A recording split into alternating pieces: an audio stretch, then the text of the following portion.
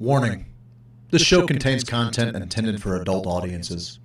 The language is crass at best and downright insulting most of the time. This is all made for the sake of comedy and poor sophomoric taste. The skits are parodies, and any similarity to real people or stories is purely coincidental. Any insults hurled at any one human is made in jest. We're just covering our bases for when one of you skins your knee on an internet insult. We love you. Again, this is all a joke, whether you laugh or not. Not just the show, but this waking existence. The great cosmic giggle. Try not to take it seriously. Should you ever be confronted with the temptation of taking that first puff of a marijuana cigarette, don't do it.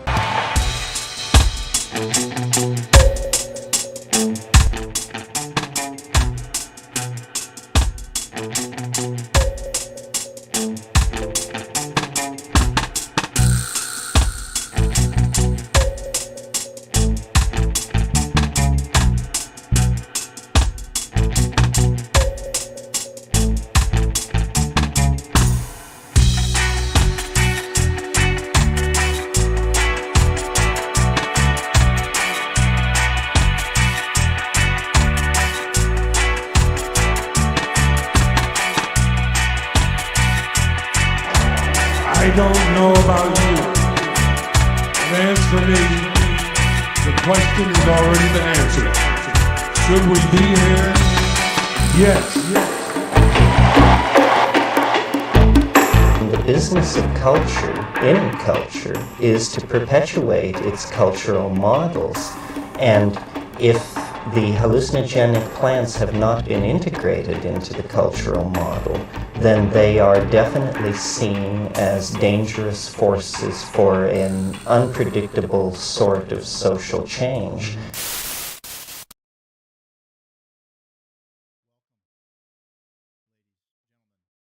Non-binary, sentient, artificial intelligence, flora and fauna alike, to the Hoosier Sophisticate Show, Monday night edition. It's 8 o'clock. It's not 7 o'clock. You want to talk to me about it? Get in the text line, I suppose.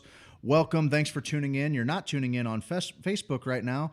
And that's entirely that unholy piece of dog shit platform's fault. Okay? So I would encourage you, now is as good a time as ever to just go ahead and check out the Twitch stream tonight. Maybe check out the YouTube stream tonight. I'm going to find the Twitch one right now. That's where you're watching. It's where many of you are watching right now. There's some people that are watching from YouTube. And what I'm going to do is I'm going to share it to Facebook, where a bunch of fucking dinosaurs are slowly turning into crude oil. I fucking hate Facebook, Seth. Can I just say it? I'm coming out of the gate with some dirty words. I'm a little angry right now. For the last hour, you've been, as the cool kids say, going ham. You've been losing your shit, and I've been in here fucking laughing, and I thought you were going to eventually punch me or something. But no, it's been great. That's not what I thought you were going to punch my computer. I did. That's something that's a little bit more likely to happen. Is I was thinking about just. There's a window that is conveniently located right next to your monitor. Yeah. I was just going to grab the monitor and just hit some unsuspecting homeless person on the street. I'm over it. I'm fucking over it. I'm over Facebook entirely. And I've had people kind of blowing me up a little bit, Seth, and they're like, what's the deal? Are you really... What's the deal? What's the deal with you guys leaving Facebook? You just want to click on your browser. We hear you're leaving Facebook, and, well, you heard right, Jack. Mm-hmm. And listen, none of it feels like... So here's the thing. Just so everybody knows, I'm also getting caught up on this. I just saw one day you posted that. I was like, I guess we're leaving Facebook. We're out of here. We're fucking out of here. I don't give a shit. I'm just along for the ride. We've talked about it forever. Honestly, more than anything, we've asked for kind of a ton of help from and many of our fans have absolutely obliged and followed us there. But really, more than anything, Facebook is a place where people are comfortable. And including, I mean, I'm certainly not above it. I am definitely one of those people. Everybody uses Facebook. Obsessively. Oh, dude. Well, that's what I'm saying. It's actually... And I'm guilty too. we're all guilty. That's the thing. I check like, Facebook leaving at every a single red platform- light in the city. Leaving a platform that has 2 billion users and 75% of those 2 billion users logs in at least one time a day. And a majority of that 75% that logs in at least one time a day logs in 14 times per day. Yeah, it's probably not the best move, but I got to tell you something, bud. I just don't feel good on it anymore. I don't. It's not just about me. I don't feel good about like. I for real like it's an addiction. Everybody. I mean, everybody's. I do it to meet chicks, bro. I know you do. You fucking cocksmith. You. Fucking drive Facebook muff. It's an Get some of addiction. that It's an Facebook addiction that strange. I think knows. I wouldn't say no demographic because it certainly hits our demographic the most. It's like outside of MySpace and like a few of the early social media adopters. Like this is the one. I mean, Twitter kind of, but this is the one that kind of everybody got on first when they were in college or whatever. And it's just slowly become this thing that we all check into, every day ad nauseum. And what we built over there with the group is really something special. It really is. And I think, there's a little bit of panic attached to the idea of shutting the group down and shutting Facebook down. And right now, we would be broadcasting on Facebook right now if it was even kind of decent. Like if it was even kind of a decent platform. But it's not. And I don't know. You we sat fucked with through it how for, many tutorial videos? well, not even just tutorial videos. I actually did what was asked of me, and it just kept asking me to reconnect. And honestly, it's just one of those things where, look, I was gonna do it for 24 more days. If tonight's the first time I never stream on this fucking show, I don't care. I don't care if it's not on Facebook anymore. And so anyway, hopefully people will join us. So I started a subreddit, which I don't know why the fuck I didn't do this whenever we started Hoosier Sophisticate a long time ago. We skipped a lot of steps, it turns out. Yeah. Well, we were just kind of like excited, man. We were like, oh, we're gonna have a Friday night show. What are we gonna do? We're just like, we you were came on up the with radio. the name. Yeah, it was great. We were And sitting we just down started having a showing up. nice little Grammy Sammy. Boy, I could go for one of those right now. Oh, dude, I had one. Saw Dog, few good to days see ago. you too. What's up? Oh, I'm sitting at this beautiful table, Saw Dog. That's what I'm doing. So share this on any of your platforms that you want your friends to join you on. Anyway, so honestly, like it seems really weird because when I get on Facebook, I would say for the last year, probably the last year, 90% of my interaction with Facebook, maybe 95, is the Sophisticated Hoosiers. So, and I mean, it's weird to even think that I'm maybe not going to. Dude, I'll tell you what, Twitch is rough on Mondays. So maybe, if Twitch is a little laggy for you, head on over to YouTube. What's up, Chris YouTube's Omri? kind of choppy for me, but my laptop over It here could that I'm it could using- entirely be us too, just in the studio here. So, it's just been anywho, a hopefully it's all fuck of a well. You night. guys let us know what's going on with you guys. It's good to see you, Robbie Dodds. You're the man. Facebook's kind of like porn that fills you with regret. It is. It is, and I, so I got to thinking about that. Like, in the last couple of years, like that group has meant so many things to so many different people. And it's to the point now where I'm just like, I'm wondering, let me get off of this Wi-Fi here. I'm wondering if, if I'm actually like, if I'm taking something away that means too much. You know what I mean? Like that sounds like fucking pretend. I don't know. Like it sounds weird. It sounds self-important, but like I've just had people like in a hard spot talk about how much that group has meant in dark times. And so it's like, it's one of those things where it's like, can you only beat it from the inside? Like I have that thing going through my head, but at the same time, we can't do any of the things that we want to do, Seth. Like we were kind of founded as like this free speech haven where we were not going to censor anybody. And, if you said some shit, you were going to have to own your shit. And then it kind of turned into, it really took off on its own. And I've had multiple people reach out And not just that, but also like our in-person parties, our fundraisers, our things like that, where people talk about how this community has come around and given them something more, given them an extended family. And so the notion of ever shutting it down, it really just, I mean, didn't cross my mind. What's up, Allie Taylor? Mondays are for the Hoosiers. Dude, 4 out of 5 posts on that page are about eating ass. Which I can It's appreciate. not that big. Well, so I mean, you know. So okay, so that's a really good point. Or blowjobs. So part of the deal is that we have, we become like a lot of people's favorite dirty little secret, right? Yeah.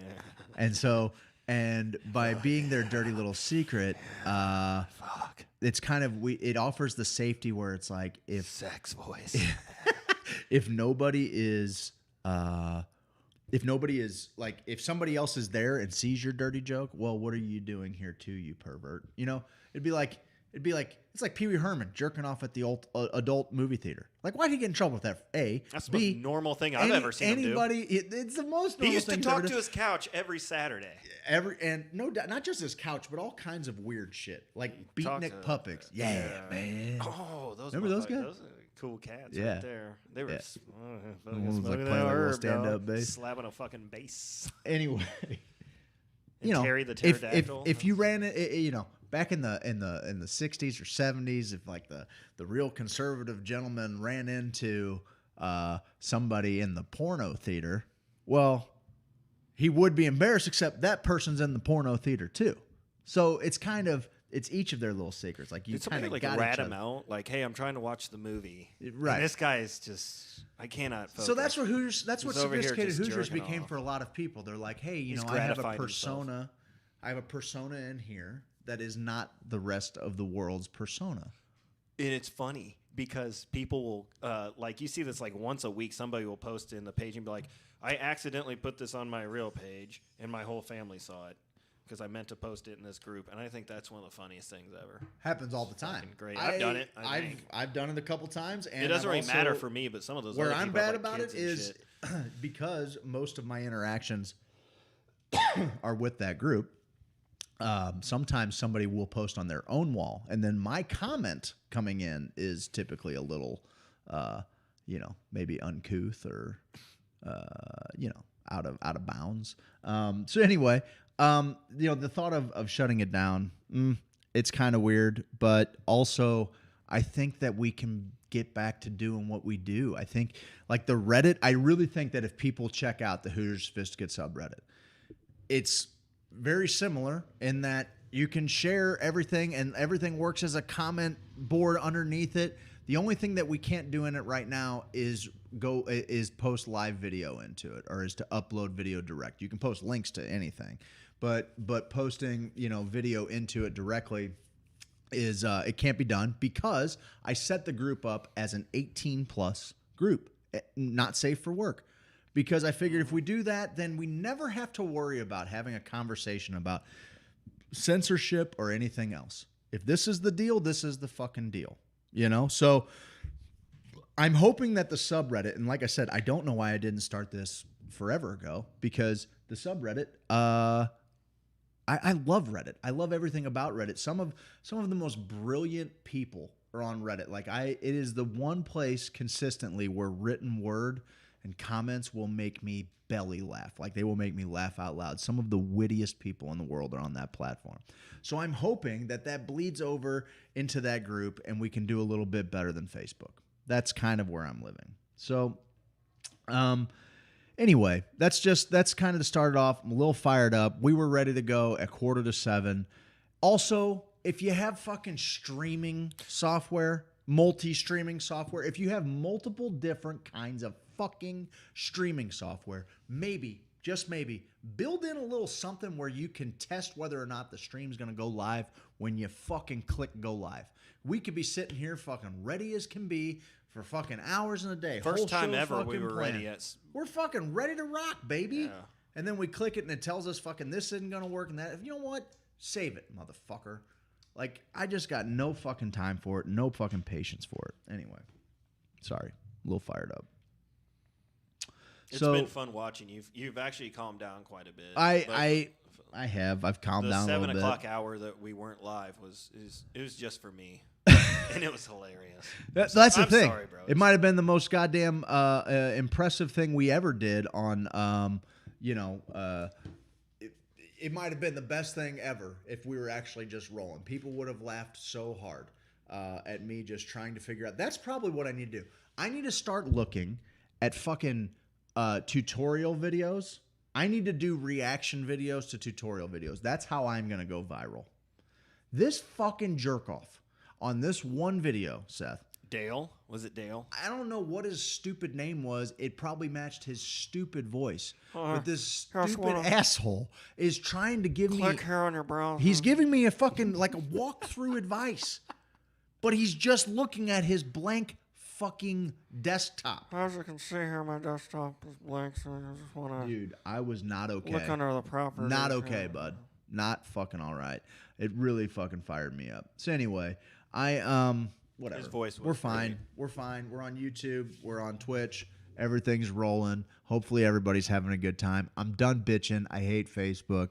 But 24 more days, I don't have to worry about it anymore. So have Seth take his shirt off. Wow, I don't know where that's coming from, but... Missy Bliss says background looks great. I like it. I think it looks... It does pretty kind of look kind of cool. We have been playing with that for 2 hours at least. Yeah, we were ready at 6:45. We're like, all right, it was for record let's fucking time, bro. Let's tweak some shit, for the bud. first time ever, we got a 15-minute break. We got fucking lights everywhere in this and joint. then There's 7 30 o'clock. different color lights in this bitch right now. Yeah, I love it. But It's 7 pretty o'clock awesome. came around, and it's like, we're going live, and the computer's like, all right, no, you're not. Yeah, you're not going live. And we're not going to tell you why. That's the other thing. We're just going to tell you it's a no. So we got some wild shit to to get to tonight. Some really fun and weird stories. Well, I mean, right? We're gonna go around the web, rabbit hole. We got some weird ones tonight, as witnessed in the titles. But we are, we got 24 days. We just covered that 24 days until we're shutting down the Facebook. The CIA worked on some astral projection, talking about a psychedelic religion that has been proposed. Tracking chips, they can save you, Seth. Did you know that? Tracking chips. I wasn't going to... Listen, I have this thing where, which now I wish I would have done it because we're not on Facebook, but I didn't want to put COVID in anywhere in the message. You know what I mean? Yeah. And so, like, I'm trying to stick away from not talking about COVID. It's been done to death. Not just that. They're gonna put some fucking stupid kind of disclaimer up there about how vaccines are safe. I think Duke University is one of them where you have to have vaccination proof to enroll. Okay, You have to have proof of vaccination. I don't want to turn that into this. What I'm saying is I just thought that was nobody can ridiculous say when I heard anything about it without like Facebook putting something on it. So I didn't put anything on it. I don't need to be fucking fact checked or fucking anything else for some bullshit. I don't need it. I don't need that bullshit. So anyway, we're going to talk about a little bit. They've got I didn't want to put it in there, but they have tracking chips now that they're developing that they can put under your skin that will let you know if you've come in contact with COVID. What do you think about that? I don't trust any kind of chip. I don't. Everybody's, well, no shit. Sorry. Everybody was like, they're not, they're making fun of everybody because they're like, I got my vaccine and I don't have any of my superpowers yet. And it's like, okay, I get it. It is funny. Like I'm certainly not an anti-vaxxer myself. I am. But I'm also like. For me anyway. Yeah, great. Yeah, that's what people are like, I'm going to go shoot my kids up. Hey, have fun. They're not my kids. But for me, I don't trust anything. Well, I don't want it. It sounds like this vaccine's I don't plan on getting it. I don't have it, but I also don't have a problem with people getting it. I think like taking the pictures of it is fucking bizarre. I think requiring people to potentially like to have like a COVID passport is the equivalence of fucking asking them for their papers. And I think all of that is very fucking weird and culty. So it's a bit culty. It's a wee bit culty. So that's kind of that. Like I certainly have no problem with anybody doing that, but it does kind of like the fervor around it, like the way they're trying to make it cool, like it's very weird to me. So anyway, if Yeah, you they make said, it if seem you like said, you're- hey you- man, you don't want to get that shot because they're going to put a fucking tracking chip in you. People are like, oh yeah, there's the fucking crazy. Now they're just person. advertising the chip itself. Now they're like, oh, there's the fucking crazy person talking. We to couldn't them figure about out a putting way to put in the microchips in. vaccine. Well, we've got a story for you. We're going to talk about them developing a microchip that could save you from COVID. Some dude, 99.7%. some dude got real intimate with Elmo. Real intimate with Elmo, Seth. He sure did. Give me 1 second. No. I got a picture. I'm in no of the rush. guy. I'm just giving a breakdown of what we're going to talk okay. about on the show. No problem. And then the University of Kentucky, a little bit better at basketball than they are at admissions. If we had to. That story, the headline kind of cracked me up. Yeah, I'm not 100% certain about too much of it, but anyway. Yeah, so that's what we got going on tonight. Seth, did you have anything interesting happen this week to you? Yeah. Oh, yeah. I think I told you about this. Give me 1 second. I can't remember. Like, you mentioned it in passing to me just now, but I can't remember if you said. I can't remember if we talked about it on the show last week. I don't think you did. Right. Well, I was in traffic the other day, and I was going to bring this up earlier when I mentioned blowjobs. But okay, so I'm driving down Chippewa, and the light. There's a van in front of me, and they're at the red light. Where about Chippewa and what?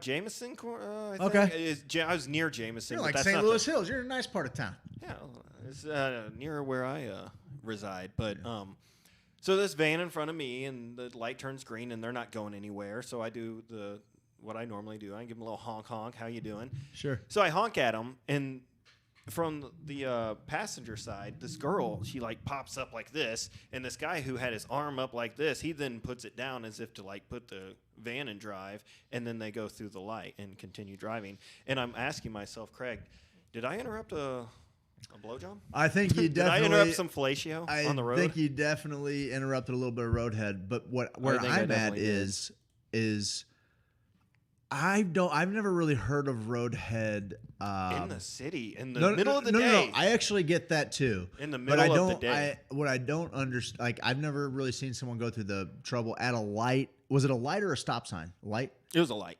Okay. Oh no, they didn't just stop at a stop sign. Say, there's as good as places. But that's what I'm saying though. Like he took the time to put the rig in park to get the blowj.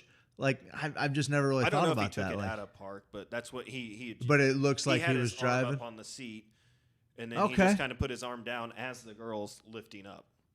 Well, and me and my buddy Matt. Get it funny. in while you can. We would be passing cars on the highway. Me and my buddy Matt, and I'd be driving past him, and like he would purposely like pop his head up like he was blowing me when we'd pass cars and they'd make eye contact. And that was just a little fun thing we did. We were teenagers. Just got my license, and that's what I was doing with it. Well, we did that. We did that not too long ago, didn't we? That's what? Cool. Me and you? Yeah. All right, sure. Well, that's fun. Yeah, I definitely think that was a blowjob. I think I talked about that on the show one time. Maybe like we were talking about. I think there was like a dude on our page saw like I want to say a dude on our page like out in the St. Charles area.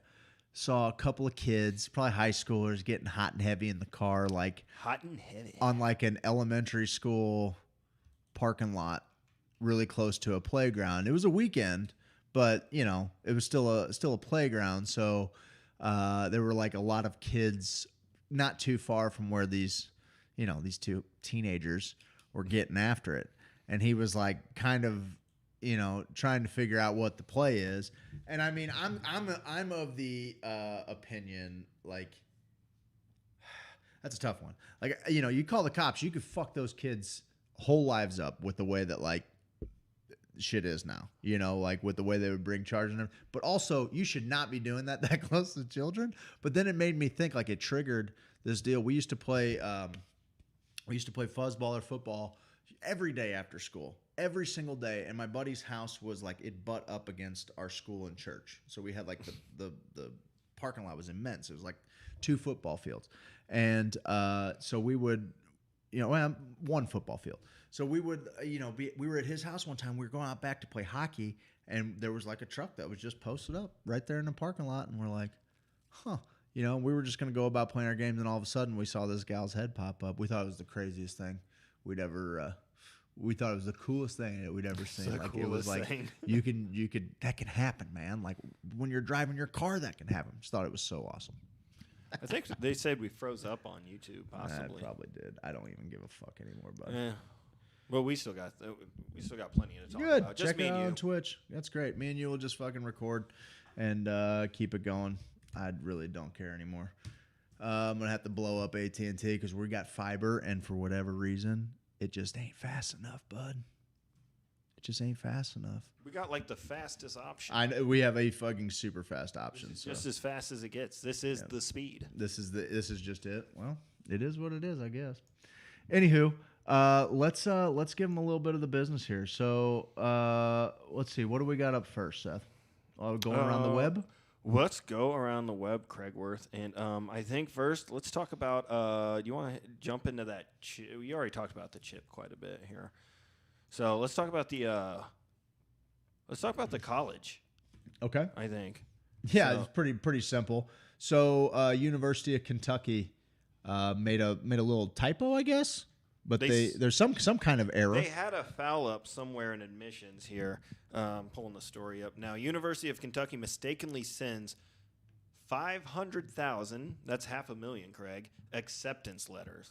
They sent 500,000. Do you think they get Do you think they get That's 500? a lot just to receive. Right? Do you think they get 500,000 kids? That there's no way, right? Like, I mean, maybe this was like a whole bunch of archived. Like names or something, like people Like from hey, years- from they're years like past? 48 years old and they're getting an acceptance letter to well, the University of Kentucky. here we go. I got it right here. Technical issues caused 500,000 high school seniors to be accepted. They're all high school seniors. That seems like a lot. 500,000 people. Okay, so when I was Applied. at Missouri State, well, Southwest Missouri State at the time, before they switched over, like it was growing rapidly, especially like after they got like the full state college instead of like the regional state college. They like I want to say we had like 21,000 students in my acceptance class, something like that. So I mean, like a big state university, like maybe they're like closer to 50, 80, 100,000. I mean, that seems like a lot. Of applicants? That seems like a lot of students. Like what is the normal acceptance class for the University of Kentucky? They said that there's about 3 dozen a year that get accepted. So there should have been about 36,000? Yeah. So, well, this is saying there's about 3 dozen. They usually accept about 3 dozen students a year. That ain't right. Yeah, something about that seems wrong too. They're taking more than 36 kids at the University of Kentucky. Only a handful of those on the prospect list had been admitted to the University of Kentucky, this says. The vast majority had not, nor had the vast majority of these students expressed an interest in the program. Nevertheless, we regret the communication error and have sent correspondence The to all those acceptance who- rate at Kentucky is 94.5%. Okay? For every 100 kids, 95 kids are accepted. Wow! Yeah. So it's not super competitive. That seems Be like tough you to break could down just the basketball. apply. Yeah. Yes, pretty much. And It's I a think numbers that is, game. I think that's the case probably You with probably most like just- state universities. Like, I mean, they're not the easiest thing to get into, but I mean that I'm curious here. Let's see. I'm just trying to see how many they bring in. But yeah, you're right. Those numbers just don't. make 36,000 would make sense to me Yeah. because I had like 20,000 at Missouri State. So call it 36,000.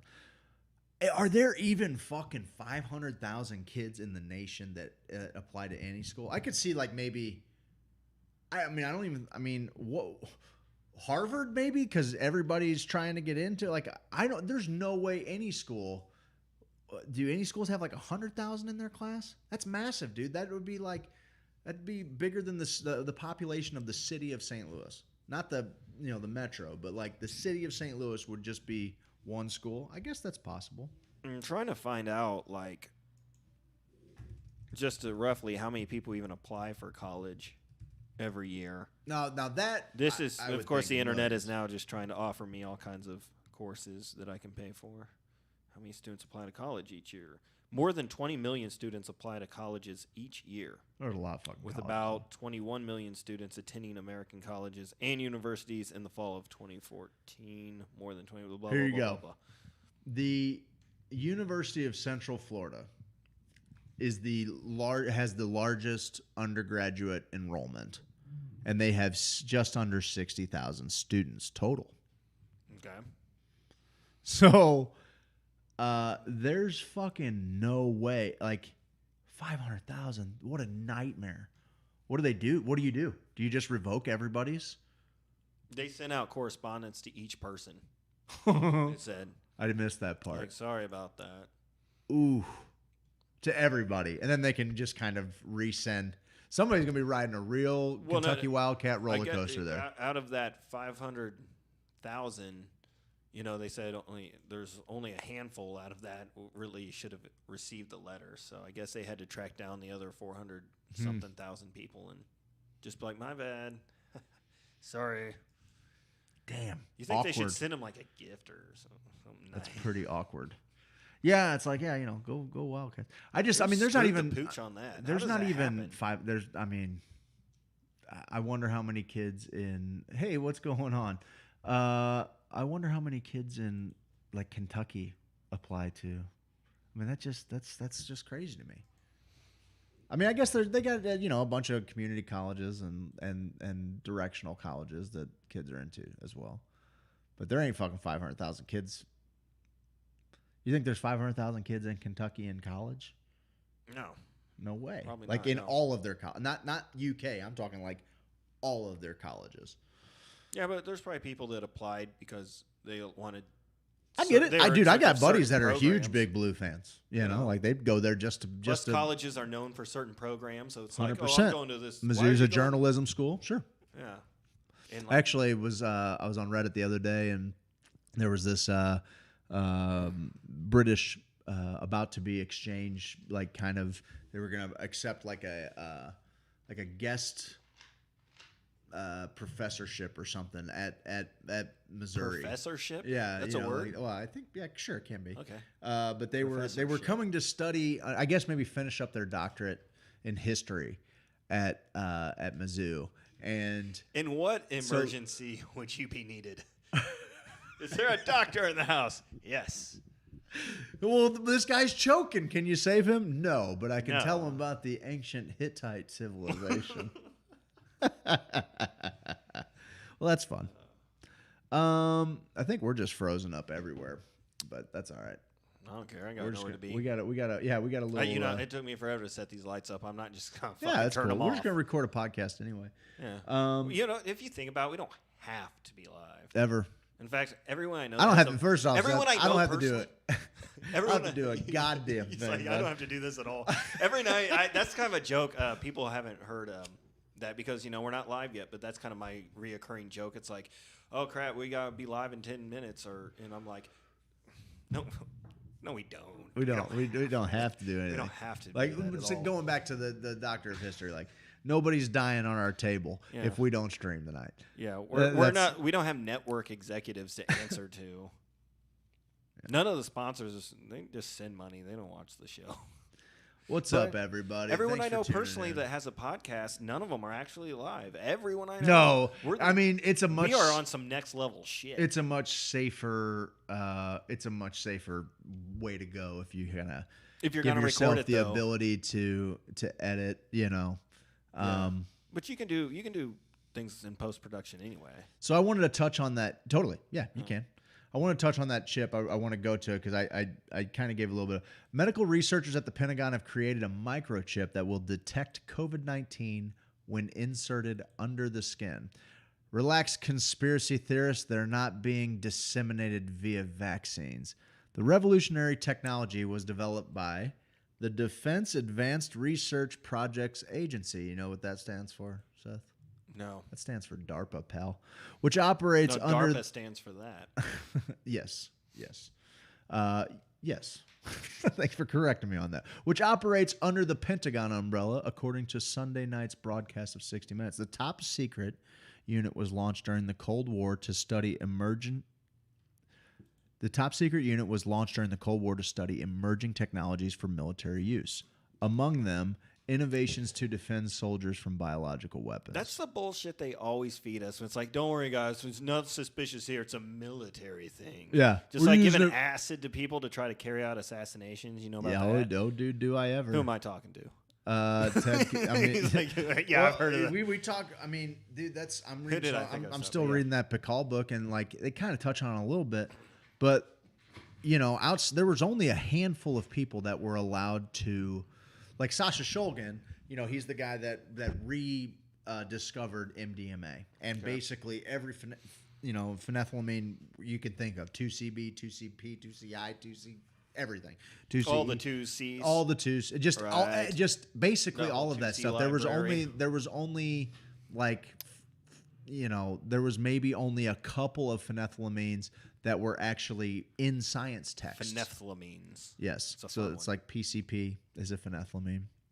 Most of the people who take psychedelics cannot pronounce Phenethylamine? the actual words. Oh man, I don't know. Some of them Like, sir, some do of the you most have any? cunning linguists I know. They're like, hey, you got some acid, bro? They don't come like, do you have any serotogenic hallucinogens that are endogenous they in don't. certain? That's true. Sometimes they do though. Sometimes they come with Parasitic all that knowledge.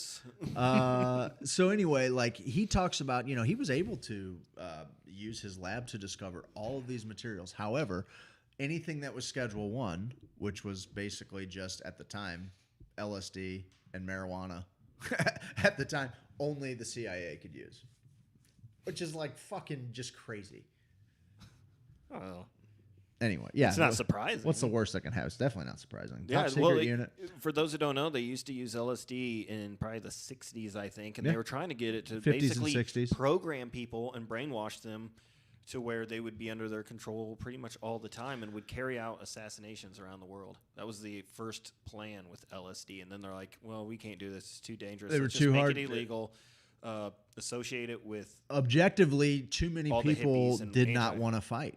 Too many people just wanted to Chill, bro. just be one with Fuck yeah, everything, bro. and that's really hard to. No, and that's when they started doing like fucking crazy, like harsh experiments on people that are frying.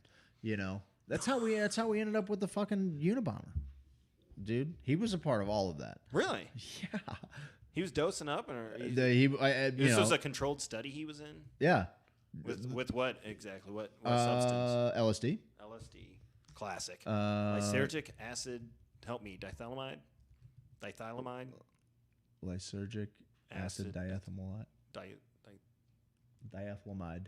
Diethylamide. 25. Everybody doesn't know there's a little 25 at the end of that. So now you know that. So when you ask your drug dealer, you can ask him for LSD 25. Let me see here. And he'll think you're smart. But the Unabomber, he was in like There some were kind of several people, clinical trials. What did he sign Dude, up? he or- was all a part of MK Ultra. All of that was MK Ultra. Okay. I don't know anything about the Unabomber. Oh, I've dude, just seen like the you sketches gotta of go him in his down. hoodie. You really need to go down like the MK Ultra rabbit hole, dude. I have heard of that. It is. That was at a military base that was supposed to be. It's abandoned now. It's insane, dude. The operation was officially sanctioned in 1953. All right, reduces off of their Wikipedia. It was in the Northeast somewhere. Let's see here. Some of which were illegal. Experiments on humans were intended to develop procedures and identify drugs such as LSD to be used in interrogations in order to weaken the individual and force confessions through brainwashing and psychological torture. The project was organized through the Office of Scientific Intelligence of the CIA and coordinated with the Army Biological Warfare Laboratories. Other code names for drug-related experiments were Project Bluebird and Project Artichoke. The operation was officially sanctioned in 1953 and reduced in 64. So 50s and 60s. And here's what it consisted of. It engaged in illegal activities, including the use of U.S. and Canadian citizens as its unwitting test subjects. MK Ultra used numerous methods to manipulate its subjects' mental states and brain functions. Techniques included the covert administration of high doses of LSD and other chemicals, electroshocks, hypnosis, sensory deprivation, isolation, verbal and sexual abuse, in addition to other forms of torture. This was all just to see what fucking worked on people. But Ted Kaczynski, I think they have, let me see if they have like a famous people attached to MK Ultra. They've got a bunch of deaths on their hand, notable people. Yeah, you can YouTube like those LSD experiments from like the 40s. Yeah. Those are so much fun. A lot to of watch. it's in the you know, what do you call it? It's fun to try. What is it for, like, free use domain? What is that called? Sort of the C? I can't think. But it is funny how you mentioned like getting people to confess to certain things. Like you get them all dosed up and like confess, and they're like, "Oh, confess, bro. The truth is, I am one with this universe, and I can fucking smell it." And they're like, "God damn it, this is we went way too far with this one. We opened up his brain. It's like too wide. He's so all over the place. open His his neurons are firing. open his mind so much his brain spilled out. His fucking receptors are going crazy." Yeah, so Ted Kaczynski was said to be a subject of a voluntary psychological study alleged by some sources to have been part of MK Ultra. As a sophomore at Harvard, he participated in a study by author Alston Chase as a purposely brutalizing psychological experiment led by Harvard psychologist Henry Murray.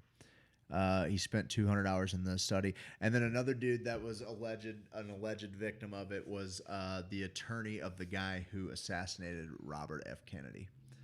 So apparently he went kind of crazy whenever he was defending the shooter.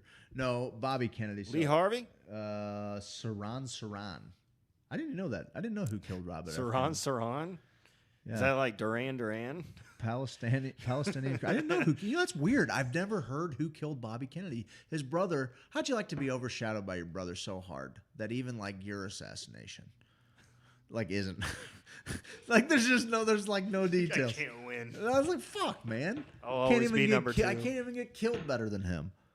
Anyway, There's no like I didn't know that. conspiracy Like, I around didn't. it or Yeah, I anything. didn't know fucking who Saran is. Did you? Sounds like Sorry, an 80s Bobby. new wave band. I'm sorry, Bobby. Hey, listen, I want to talk a little bit real quick. I'm having some native hemp flower right now, nativehempextract.com.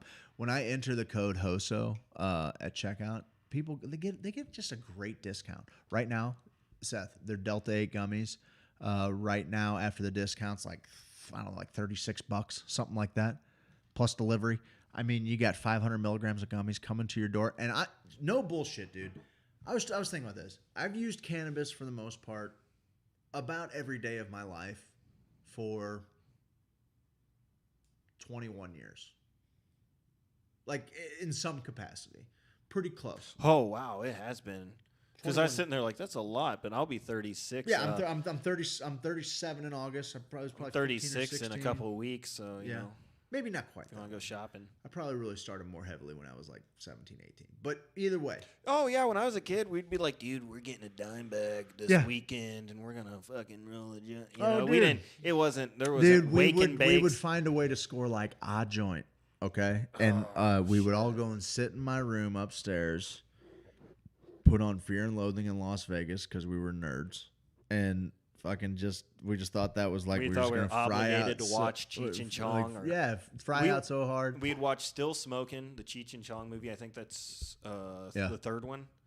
And where It's they the go to second one. Amsterdam. No, next movie's the second one. The next movie's the second one. I'm pretty sure it is. That would make Am- sense. The one, You sure? Still Smoking, I'm almost I'll look it up, but Still Smoking, I think, was the third one. That's the one where they go to Dude, Amsterdam. I have Everybody one thinks of he's my- Burt Reynolds. One We of used to my watch greatest, One of my absolute fucking greatest memories of my childhood was I found my mom and dad had a cassette of Cheech and Chong's greatest hits. that. Wasn't a big fan of the actual music.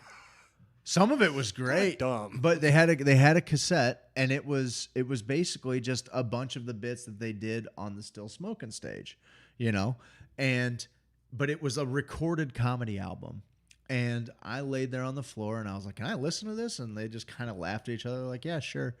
And I put it on, and I was probably like I want to say I was probably fifth grade, maybe fifth grade. And I laid on the floor, and Sister Mary Elephant, I don't know if you've ever listened to that album, but Sister Mary Elephant made me laugh harder than anything at that point in my life had ever made me laugh. I mean, I was dying of laughter. I thought it was the funniest thing ever. That whole album had me rolling in tears, and my parents watching me laugh at it were, it made them laugh even harder. It was awesome. So Still Smoke. I mean, I have some really fond memories of Cheech and Chong and the recorded audio and everything. Yep. It looks like Up in Smoke was 78. Next movie is 1980. And actually, Nice Dreams came out in 1981. Things Are Tough All Over in 1982. When the hell did Next movie come out? That had to have been after that, right? I thought Next movie was way down the road, dude. I thought Nice Dreams was further. I mean, fuck, it's a blur. They Cheech and Chong can't even tell you when the fuck those movies came out. Paul, Like, speaking of Pee Wee Herman, man. speaking of Pee Wee Herman, Paul Rubens was in. Was it Nice Dreams or Next movie or both? He's been in a few. Yeah. Oh, in Nice Dreams, his fucking character Was is he the hilarious. hotel? Was that the one he was? The I'm hotel sorry, character? I took the money. He's like, oh fucking. I always reference that shit too. I always reference that. No one ever gets it. You know when the guy walks up to the table, he sits down and like Cheech and the girl excuse themselves to go like fuck in the bathroom or something, and then you got Pee Wee or Paul Rubin and Chong are sitting at the table and he's like, "Arr." And they go under. He's got cocaine and Chong's like, all right, man, and he gets under the table with them. They're snorting cocaine together.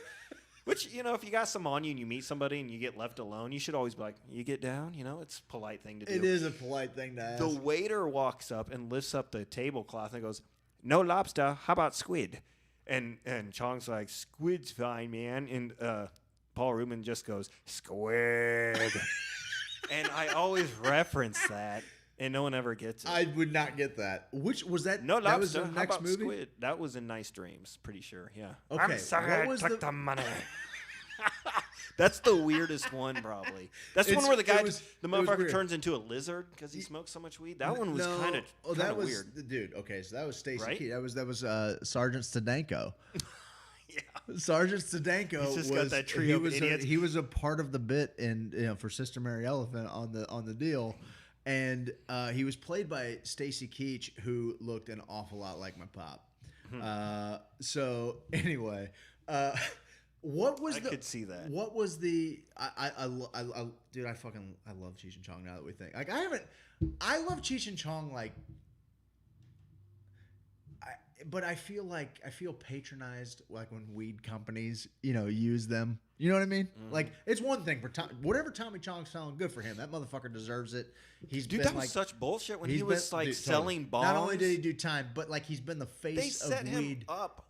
He's been the face of weed for everybody for fucking. Did you hear about? 7 You know what years. went down, right? They had people come to his Yes. company, undercover people, start working for him. Yes, and the then FBI they broke FBI the law. couldn't. Yes, They fucking broke the the law. FBI could not get So they the could people bust to do it. it illegally, and then they sent people in. It was the definition of entrapment. Just absolutely ridiculous. It's like, I didn't break the law. You got a job for me and broke the law and then blamed it on me. What was the one that Like, had how their is fucking? that fucking possible? What was the Cheech and Chong that had, like? I thought it was maybe. Is it Next movie with the cousin that comes in Red? Red? I don't remember his cousin Strawberry. That's in Strawberry, The that's first what I one. meant. That's in the first one, Up in Smoke. Hey, we're gonna go score a lid for my cousin Strawberry, man. No, yeah, not the And same Strawberry's all fucked up from one. Nom. No, yeah, that's different. And Okay, he that's likes- different. He goes into a full on. Don't look at his neck, bro. I think He's like, no, I'm was talking looking about at the his dude. neck. It's played by Cheech himself, but it's his cousin. He's got the long hair, and they're at the hotel, and Pee Wee is the fucking. I think that's also Nice Dreams. That's what I was wondering. Yeah. So anything kind of weird and like off the wall kind of shit that they did, that's probably Nice Dreams. I haven't watched that shit. Every movie kind of has a feel to it. I haven't watched like any of those in 15 years. Like probably 15 years. Really? Yeah. They're on like IFC and Vice and shit once in a while. I'll catch them. They are a power duo. Fuck yeah, dude. So good. They're like one of my favorites out of the Wayne and Garths and the Beavis Oh, and sure. Buttheads and the Bills and Teds and the Laurels and Hardys. Steves and Craigs. Oh fuck, See how we're way down at the bottom of that. We're working on blowing our way to the top though. No, Cheech and Chong. They were like the first. Besides, like, I don't know, Abbott and Costello or somebody. They were like the like first Laurel and Hardy. big power duo, right? I mean, Smothers Brothers. I mean, yeah, yes. No, probably not. But they're definitely. If you want to count like Dean Martin. The thing is Jerry that Lewis they or spoke something. to they were one of the faces of the counterculture. Like, so in that regard, like I feel like, probably the first like real bad boy comedy duo, like outlaw comedy duo. Mm-hmm. The other guys were just kind of slapstick, and super talented or whatever, but never like, like their jokes weren't about shit that was outwardly illegal, So, because I remember like as a kid, I was blown away because my parents let me listen to the album young, and I remember watching it. I'm like, you think like they're actually smoking real weed on the set of that? Like, could they remember their lines? I'm like, I was a young stupid kid that had never experienced pot before, and I'm like. And looking back, I'm like, oh, fuck yeah, they were partying their ass off shooting those movies. They'd be crazy not to. Like, that's what would make it fucking hilarious. Half the shit that happened was because one of them was fucking goofy and stoned and said something funny. I'm like, okay, that's a skit. I don't think Tommy Chong acts at all in those movies. I don't think he's acting. I think he's high as fuck and he's ad-libbing and after a while, he forgets he's even on camera and he's just there, bro. So, just fucking staring. You're right, dude. Up in Smoke, next movie, Nice Dreams. Things Are Tough All Over. I thought that would be like a lot older. Still Smoking. Corsican Brothers, I remember really well. I've never even seen that one. It's goofy. It's like... I saw like 20 minutes of like it on Princess TV and one the Bride, but it's Cheech and Chong. I was trying to watch it one day. I couldn't get into it. Yeah, it's different. And Get Out of My Room. I don't remember that one. I went like 20 minutes without a reefer reference and just like tuned out. I was like, oh. That's not what we're doing This isn't here. Cheech and Chong. That's not what we're doing This is here. some stupid movie starring Cheech and Chong. No doubt. It's not the same thing. What else? Let's go. How did we even get on that? Oh, God, I don't know. How did we get down that rabbit hole? Oh, I remember. We were talking about microchips, but that's all right. Microchips turned into LSD. And I digress. Yes. Yes. Hey, I like to be able to trace it back, though. Microchips turned into LSD, turned into Cheech and Chong. Let's see what this next story turns into. What is the next story? Oh, God, are you ready for this? Not really. All right. This one, somebody posted this on the page, and that's where I saw it originally. Elmo doll defiled by home inspector, filmed by nursery camera. If you didn't put the dude's mugshot up there, I would have swore on everything this was going to be Chris Wolfenbarger. Should check out Wolfie at Todd Appraisals. He will appraise your house. He will inspect your house and let you know. It's a live read. No, I did Terrible see. placement. I saw a clip of this guy. Well, look at his mugshot. If I saw that guy, I'd be like, absolutely disturbing. First off, I'd be like, he's gonna fuck that doll if you leave him alone. Watch. Look at that guy. Hi, I'm here to inspect your house. And we're hey, talking. Okay, so the kitchen looks pretty good. Checking out the hallway. Your Elmo's nice and tight. Yeah, how does is there any way you guys got like a stuffed animal collection? I'm gonna need to check out your stuffed animal. I need to make sure there's no nothing in the kids' room that can harm them. Though. And you mentioned earlier before the show, you're like, what else? Like in all the other homes. Anybody that sees this guy is like, he's inspecting my house. I'd throw everything out. Anything with a hole in it is going in the garbage. I don't even know that needs a hole. I think the dude's just trying to put his dick on everything. Just rub. Well, I'm not gonna throw everything out, but if you can fuck it, it's going in the garbage. Soft. Don't trust your throw pillows. Yeah. You know. I don't know, dude. That's pretty fucking bizarro. What do you do? I wonder if it's one of those talking Elmos. First off, I'm just like, I try not to get too like I generally have a rule of like not trying to understand like people that do. Like I'm always looking for perspective. I'm trying to find some kind of understanding, but there is a level of fucking weirdness that like I don't really want to be in your brain to know why you did that. Like, is your kink to just put your dick on everybody's stuffed animal? Is your kink to like is it far more nefarious and sick than that? Like, what are you doing there? Do you think it's an Elmo thing? Do you think Is it's it an Elmo thing? I'm in Is it someone a- else's house. Is it Let's a do yeah? something. Is it Just like a weirdness? exhibitionism, potential voyeur, voyeur kind of thing? I don't think he is knew it, he was on Is it camera. a fucking weird kid's toy thing? Like Maybe what it is it? smelled a certain way. Fuck, man. I don't Who know. knows? Freaks me out, Look at this man. guy. Could be anything. That, With a mug like that. that dude. Anyone's guess. I don't even know. That's scary. Yeah, it is. Hold up. I'm trying to pull the thing back up. Okay, so let's get a little more. It was in Michigan. A Michigan home inspector was filmed molesting a stuffed version of Sesame Street character Elmo while on the job. The incident was reportedly caught on film when the suspect, Kevin Wayne... Oh, God, no. This is bad. Kevin Wayne Van Leeuwen. What's his name? Kevin Wayne Van Leeuwen. My platoon and it had a Kevin Wayne in it. That was his name. Okay. Kevin Wayne from Arkansas. So I'm going to have to send this to him. That'll be funny. He'll appreciate that. I'm going to send it to everybody. He'll definitely appreciate that. Kevin Wayne Van Leeuwen. This sounds more made up than the college story. Tripped a nursery camera alert synced to the phone of a 22-year-old woman trying to sell the house the 59-year-old man was surveying. Imagine pulling out your phone and seeing that. Oh, wow. It happened in Detroit. That's fucking weird, dude. I'm not here to kink shame anybody. Wait, he was with the realtor, and he entered the house along with a realtor. Then they left them to their business. Van Leeuwen was allegedly surveilled going into the home's nursery where he started touching himself. Okay, sounds premeditated, Craig. As the situation, like, you guys have a nursery. I need to go check it out. As the situation progresses, police say Van Leeuwen picked up the stuffed Elmo doll and appeared to be pleasuring himself with the doll. There was like somebody posted like a clip on maybe Twitter or something. Elmo of the wants dude to be a kind of- friend. No, not like that. Oh, God. It's a little, you can't fucking do Elmo like No, that, man. That's man. fucking ate up. You can't be doing that. I don't do a very good Elmo. Hi, I'm Elmo. I don't do a good Elmo impression, but you see the Family Guy with Elmo, and he's like, Elmo talk in bad English on kids' educational show. I got a kick out of that.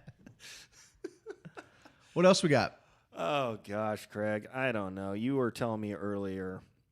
I think we're done going around the web for now, but you were telling me earlier about a new cult rising, or somebody that has an idea for a new cult. Yeah, Get man. into that. So a friend of ours, let me see. I'll pull this up. Oh, he's a friend of ours?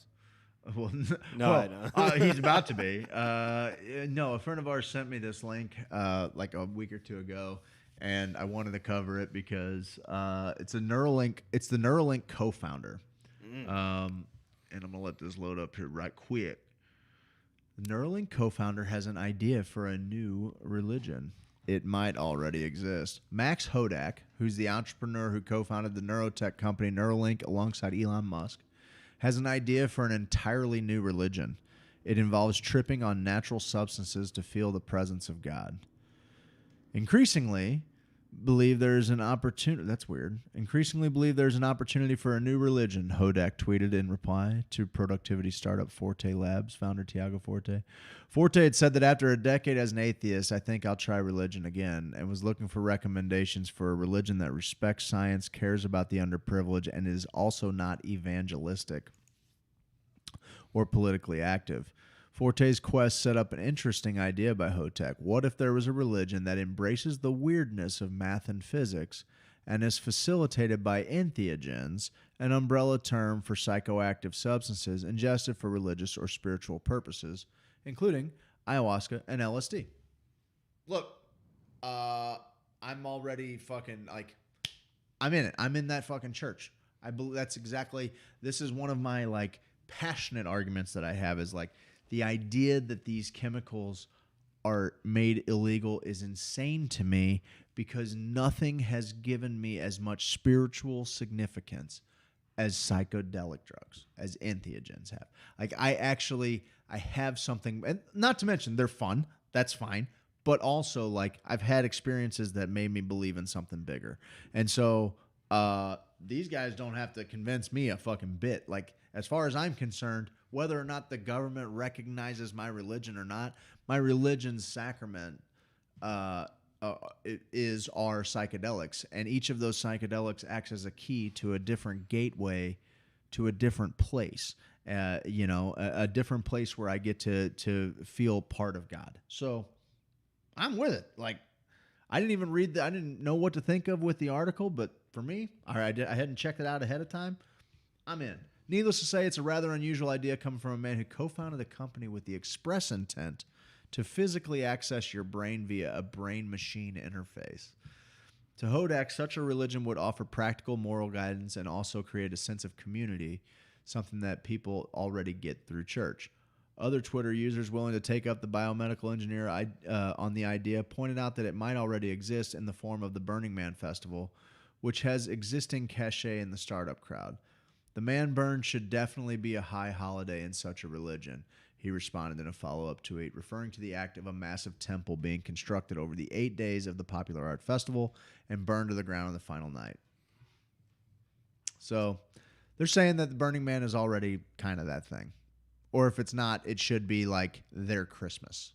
You can call it a new religion all you want. Yeah, but it's a cult. New.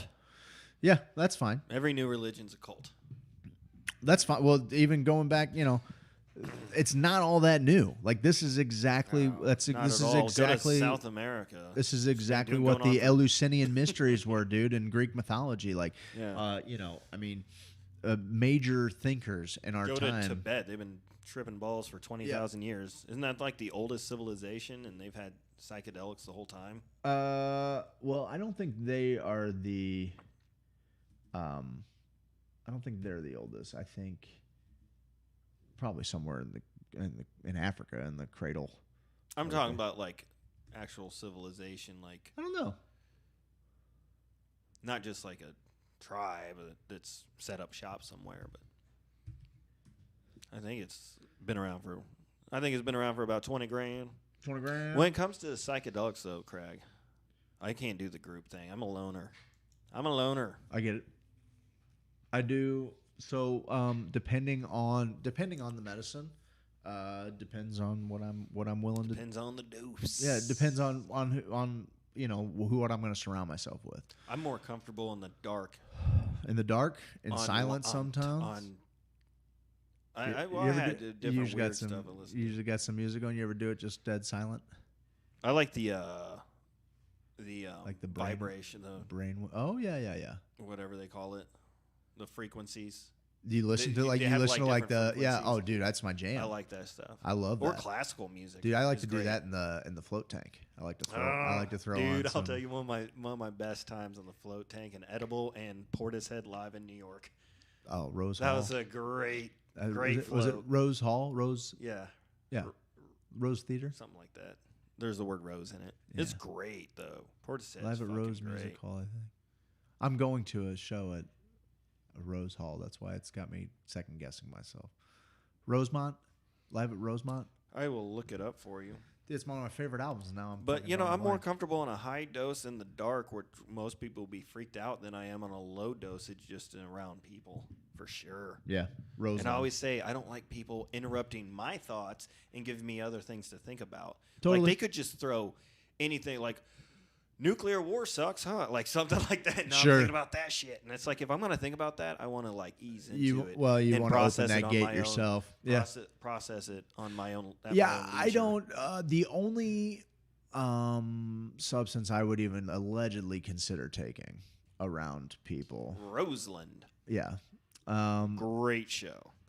The only one I would even consider taking when it would ever become legal and, allegedly just maybe try it. I would around people would be like LSD. Yeah. Or MDMA, but MDMA is not my jam. LSD 25. Yeah. Cool. MDMA is not my jam though. So outside of that, I agree with you. For me, most of them are introspective, and I can't get any introspection if people are just talking. Yeah. And people talk. I don't feel like hanging out with people when I'm like. Some people have to really I can't be alone. Some people have to really externalize their thought that's going on. And I get that. Like, in order to integrate it, like, I truly do understand that.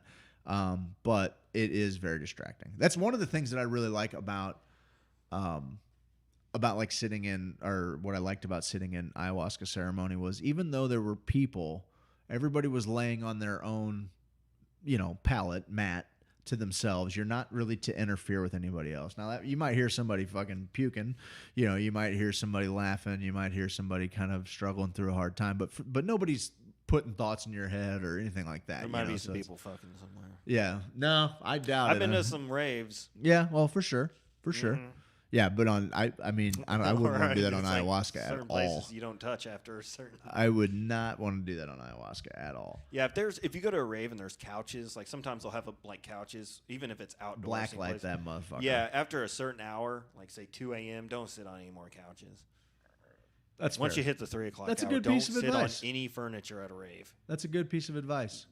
There's probably a whole group of people just met there, and that's how they introduced themselves. They probably just all banged. I'm just gonna assume they did. And Yeah. I love it. Nice. Not for me. I was more of the guy that just walked around and checked shit out. Sure.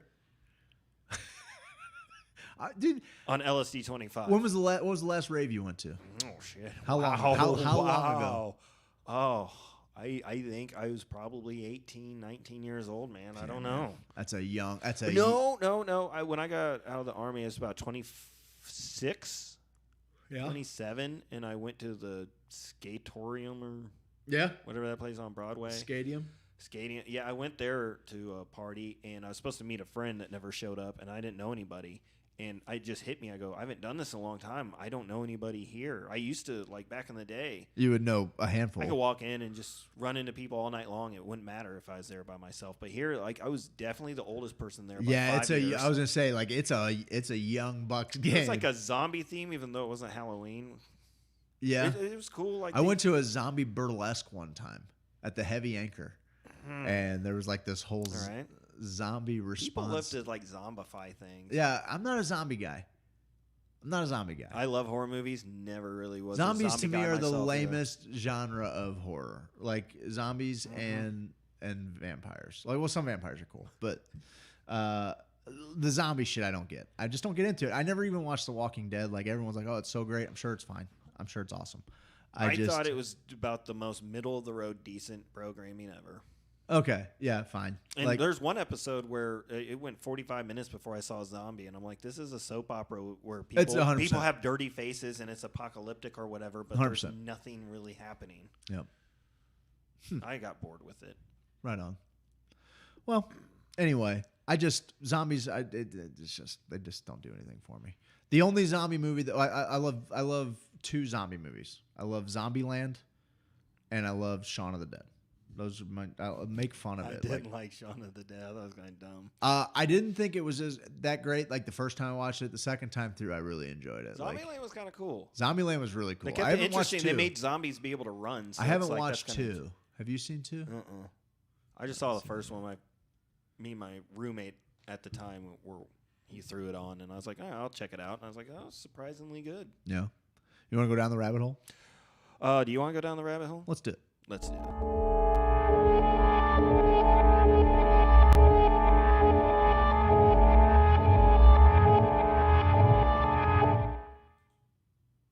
I don't even know what's in the rabbit hole. I love that friggin' rabbit hole.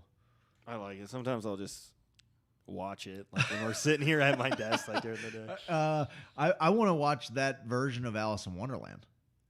It's from 1935, I think. Oh, it's got to be very, very creepy. You should see the other scenes. I almost gave myself nightmares looking for that fucking scene. I believe it. Holy shit! What's the fucking witch like? Creep ass fucking. What do you think that witch is like? She's got to be. It's got to be horrifying. Oh, very. And the Hatter and the rabbit, they're all just terrifying.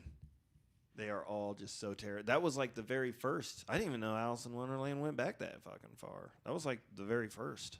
I mean, it'd have to be. Yeah. I think. So, what do you got tonight? Well, Greg? from our sweet mate's colleague at Vice, Thoby Campion. Page 25 of the CIA's Gateway Report on Astral Projection was found.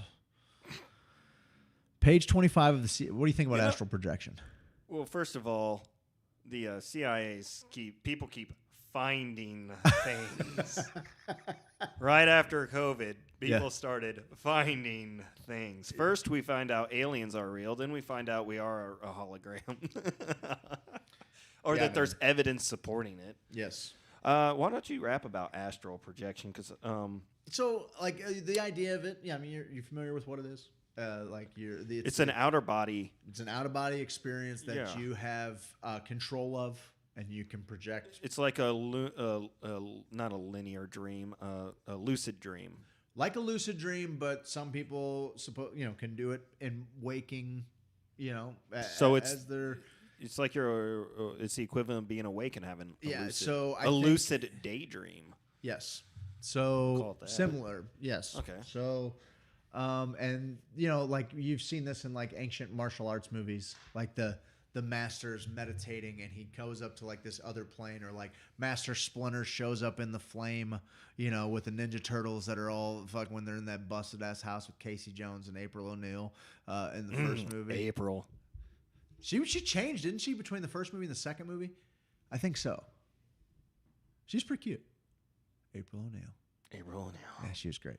Anyway, so yeah, man, like it's the ability to go out of your body and be anywhere at any time. And so apparently the CIA was running some programs with the astral projection. Programs. Page 25 of the CIA's analysis and assessment of the gateway process hitched a ride with an email one evening and landed in my inbox. A digital attachment felt like an unceremonious entrance for a document that was produced 38 years ago and has been missing and highly sought after since it was declassified in 2003. For years, people had been filing Freedom of Information Act requests and speculating about what was on this missing page in the middle of a mind-bending report about military research into astral projection and other dimensions. And then there it was, just downloaded onto my desktop, quietly looking back at me. My immediate reaction was frenetic. I couldn't chill out long enough to properly read the rogue text, called a few friends to ensure my reality was synced properly. So let's get into it. Whirlwind backstory. Let's see here. The classified 1983 document was produced by U.S. Army Lieutenant Colonel Wayne M. McDonald with the technical power assist from mastermind Israeli-American biomedical engineer Itzhak Bentov. The report was declassified in 2003. It packs a tour-de-force investigation into the potential achievability of astral projection into 28 hyperdense pages. A specter has hung over the report since it was released because the version that was released by the CIA was missing what seemed to be an extremely crucial page. McDonald states early in the report that his goal was to construct a scientifically valid and reasonably lucid model of how consciousness functions in order to put out-of-body states into the language of physical science to remove the stigma of its occult connotations. The Department of Defense's ambitions are made clear in the report's conclusion. McDonald suggests that if the military were to experiment with astral projection, it could find practical application, but also noted it should be intellectually prepared to react to possible encounters with intelligent non-corporeal energy forms when time-space boundaries are exceeded. It kicked off years of attempts by the U.S. Army to train psychic soldiers to conduct remote viewing missions to regions across the world. The report's a vicious mind labyrinth. For 24 pages, it winds its way through the spiritual and scientific underpinnings, techniques to achieve, and potential applications of space-time transcendence. It introduces frames of reference like hypnosis, transcendental meditation, belief systems, biofeedback, quantum physics, universal holograms, only so that its intended audience, CIA top brass, might merely begin to grasp its bigger reason for being. By the bottom of page 24, McDonald reached a full existential crescendo, broaching the very nature of reality itself. It's a cliffhanger. This is so because in order to attain self-consciousness, the consciousness of the absolute must project a hologram of itself and then perceive it. That hologram is a mirror image of the absolute in infinity, still exists outside of time and space, but is one step removed from the absolute and is the actual agent of all creation. And the eternal thought or concept of self, which results from this self-consciousness, serves the... And then page 25 went missing. And the report skips to page 26. As if he hadn't just sidestepped revealing the secrets of the heavens. McDonald's onto set of pragmatic motivational aspects for why the CIA might employ it.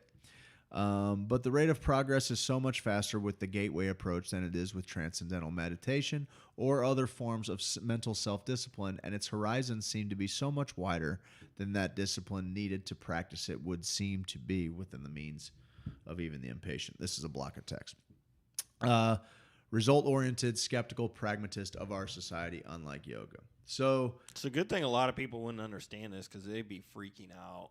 Dude, I'm like quite compelled to go and find this. It's a 28-page report. He's clearly got a technique. He's got a technique called the gateway method, which he believes is more just a better way to access that gate than transcendental meditation, which a lot of people who are really into transcendental meditation will tell you that that's a pretty good. So a lot of people get to what they say is astral projection doing it. So I'm here to check it out. The Institute was hoping to tap into the popularity of our first article as well as some viral TikToks about the report. Let's see, who's this here? The Monroe Institute. We'll have to check it out. The Monroe Institute. Drowning in responses to the article, I failed to return their email. They reached out again. This time was more concrete. Sitting buried in the Monroe Institute archives in Faber, Virginia, was page 25 of the Gateway Report, but it didn't come easily. People from the... they had it all along. This company had it the entire time. Everybody was asking the CIA for it, but nobody asked them. And they're like, "Yeah, we just had it." Somebody should have asked. It's like you don't think anybody fucking wanted to do it? So anyway, how was it they're relating it to the military earlier? So they were selling this deal to both the CIA. We already talked about that tonight. Totally. So they were selling it to the CIA and to the military as a way for PSYOP soldiers to be able to remote view into enemy territory or, any kind of... Like they would be a drone. They'd be a UAV. Yes, they in would their be mind. But just be able to just see it and be in on it, potentially hear. Because we talked to like Psychic Todd, who's helped law enforcement find not only pets but actual people. Same idea.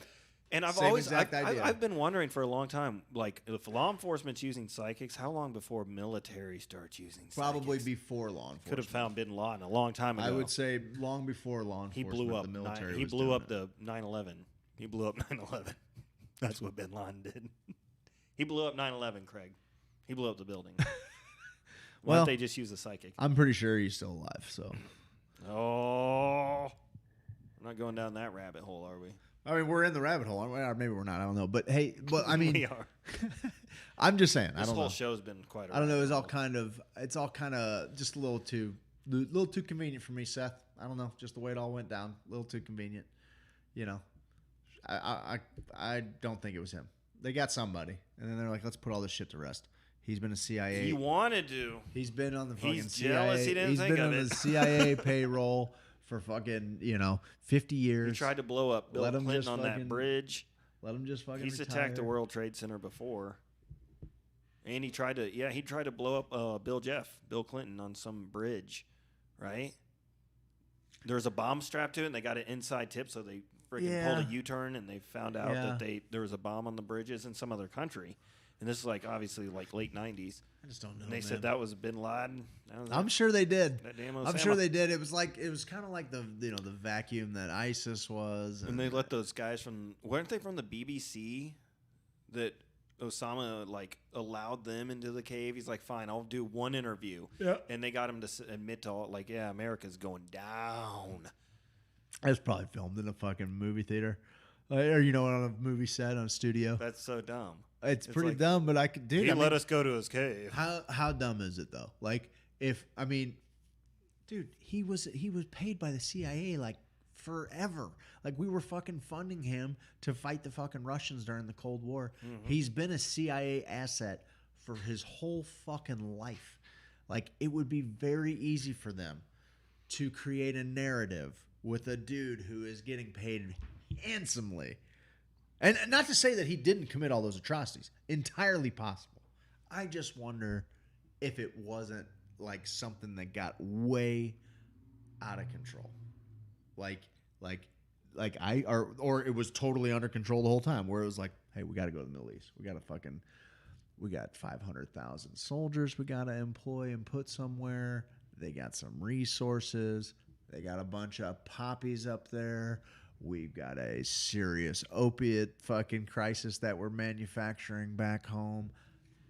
We got to shake it up a little bit in Afghanistan, guys. I don't know. Like, I don't know.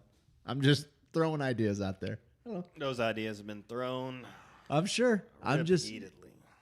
Yeah, totally. I don't know what to believe anymore. And that's what I'm saying. Like, it all sounds. I'm not saying that it's sense. not. It didn't.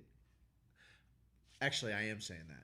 I'm not saying I know what happened, but I can pretty confidently say. If you're gonna put money on it, I can pretty confidently say that what they say happened is not what happened. I don't think that's what happened. Okay, no. so yes, I don't know shit, but also I don't think that we fucking know shit either. Well, do the conspiracy theorists have it 100% correct? Probably not. No, we're probably not. Is even the close. story that we are told the day of correct? No way. Well, that's just the bonkers. fucking nature of how news is fucking. I want to know where the rest of that fucking plane is. Which one? The one that hit the Pentagon. The one that hit the Pentagon. And then the one in completely Pennsylvania. liquid, like it just disintegrated. Like there's nothing. There's not a screw. No passports survived except for the guys that hijacked. Buddy, there's not a screw, but there's a passport. There's not a fucking flake of metal. No DNA, no fucking nothing except for a passport. That shit's insulting. Like that's fucking insulting. We found the passport of Oh, one look. of the guys. Oh, look, it's this guy. It was one of these fucking 8 guys that we, like, what? That's not okay. And then the fucking the World Trade 7, like it just fell. It just fell down. Dude, come on. Happens all the time. I'm like, I don't know what the truth is, but their story sucks. Like it sucks. It's like a movie where you watch it and you start poking holes in it. You're like, none of that makes sense. And people are like, that's a bad movie because so many things in it couldn't have actually happened. Oh, and then it's like that, but let's keep them honest. Oh, let's keep them honest. Let's look at the commission report. And it's like, whatever. I don't know. However many pages it is. Every single page is redacted. Every fucking line. Like, you read, a page is this big, and it's got like a word here, a word down here, 2 words here, a word here, a word here. They're like, yeah, here, we handed over the info. It's like, what? I don't know, man. I don't know. Freaks me out. Anyway, I'm going to check this out. We were talking about the missing page to the CIA. Somebody didn't just drop one of the pages and not notice when they were faxing it. I'm not. Well, apparently people were asking CIA forever, but they didn't need to ask them. They needed to ask this fucking company for some. That page is missing. Some reason. I don't know, man. It looks like, this guy has drawn up exactly how it works. Now, here's what fucks me up, Seth. My favorite book. I've talked about it on the show multiple times. Had it recommended to me by one of my cousins. Can I guess what it is? Yes. Holographic Universe? Yes. Okay. I actually have your copy. Awesome.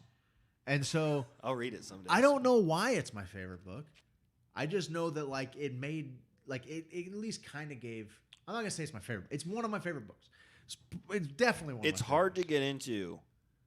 It's a science lesson right off the bat about how your eyes work. Yeah. So you gotta really stick with it. It gets interesting. I'll finish it. I promise. So the whole idea is this whole I'll read thing it next. is he's got a drawing, direction of time, space evolving. You got the universal, and then you have the hologram. So this ties into the whole holographic universe. I don't know, man. Well, it's supposed to be like a cure-all for all the curiosities of how certain paranormal things could exist on the same plane. It's That like, was the idea. There's proof of ghosts, and there's proof that there isn't. And there's proof of psychics, and there's proof that there isn't. I mean, to me, that's kind of what I got out of just reading the back. Yeah. Or so, reading well, the prelude. I mean, yeah, he just talks about, like for all of the things, like for all the things that come up as a skeptic, which he's like just trying to shoot holes in all of these different things. Like there has been somebody incredibly special with, with the ability to do these magical things. My goodness, man. I'm looking down there on the bottom, and that is so slow. What's on the bottom? The 41. Anywho, so I don't know.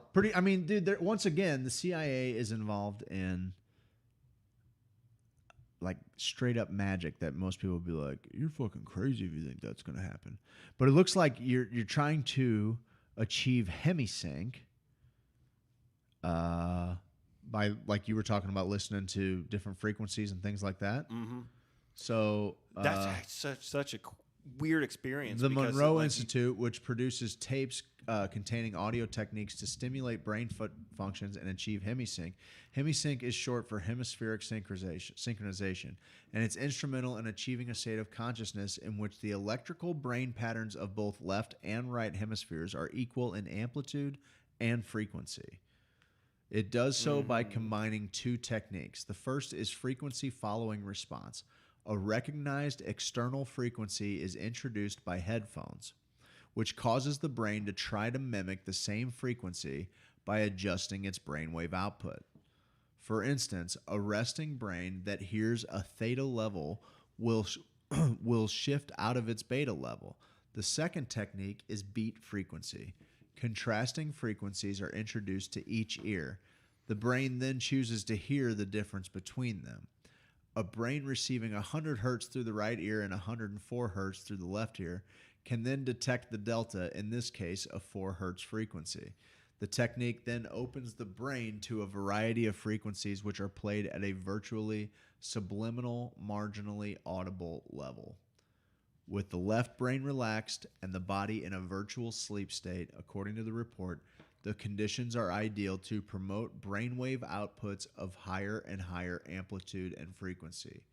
When the wave pattern of a consciousness drops below an oscillation frequency of 10 to the power of negative 33 centimeters per second, for a brief instant it clicks out of space-time and joins infinity.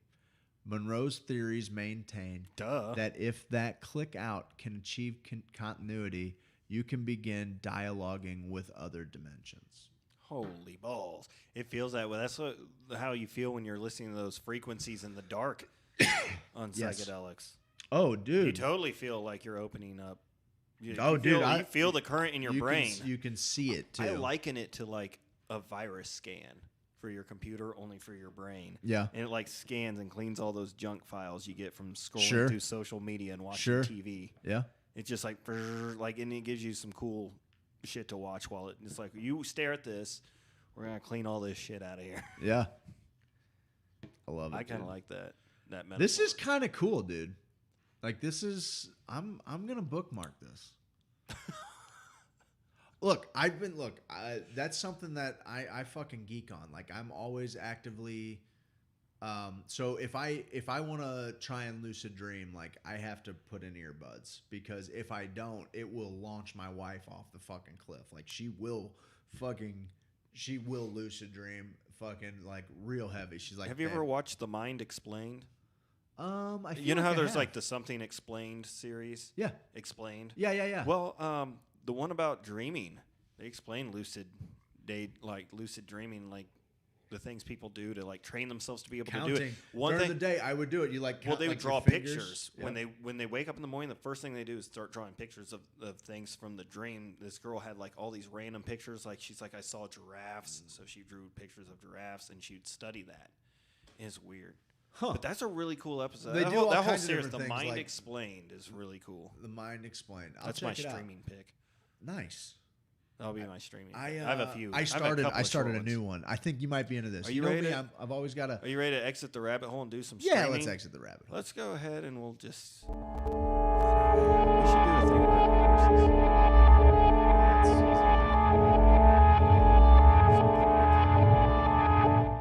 about So just to fucking that shit's so fucking cool to me. Just to wrap that up a little bit. I always like to wrap it up after we leave the rabbit hole. That's always my favorite. I started one last night. You know me. You guys make fun of me sometimes. I watch a lot of art documentaries. Okay, that's fine. And some of my favorite documentaries going are these these different art documentaries. But last night Netflix has got a new one. It's trending. So it's not just old Krager and his weird art documentaries. Like this one's like number 2 on Netflix right now, which congrats to our sweet mate, our buddy Seth Ferrani, for having a top 10 Netflix. He's trending. He is trending. He is trending. He's trending. And this is trending as well. This is called This Is a Robbery. It's called This Is a Robbery, and it's about the world's largest ever art heist.